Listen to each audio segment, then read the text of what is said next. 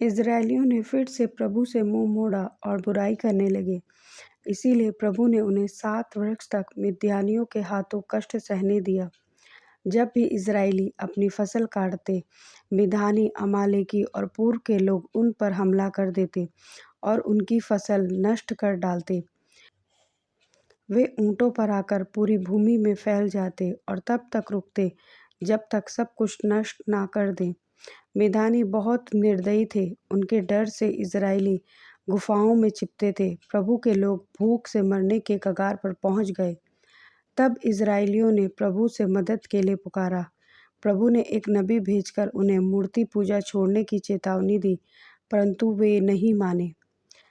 इसके बाद प्रभु का एक स्वर्गदूत योआश के खेत में ओफ्रा में एक पत्थर के पास आकर बैठ गया।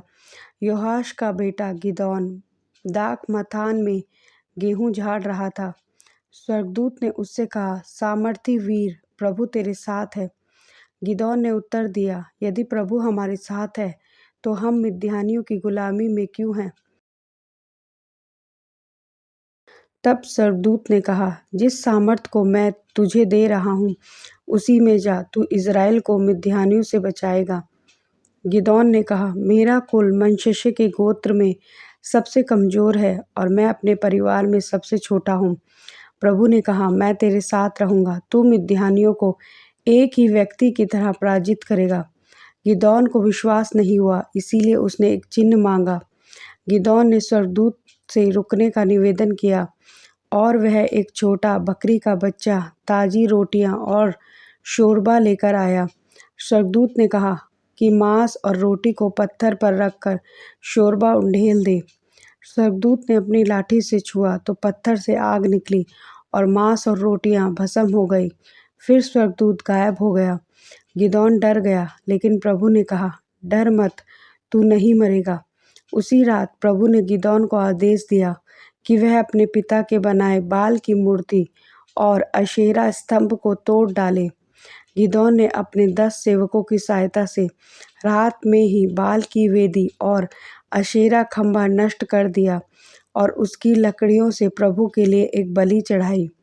सुबह जब नगर के लोगों ने देखा कि मूर्ति टूटी हुई है तो वे गिदोन को मारने के लिए योआश के घर आए। योआश ने कहा, क्या तुम बाल का बचाव करोगे? यदि बाल देवता है तो वह खुद बदला लेगा।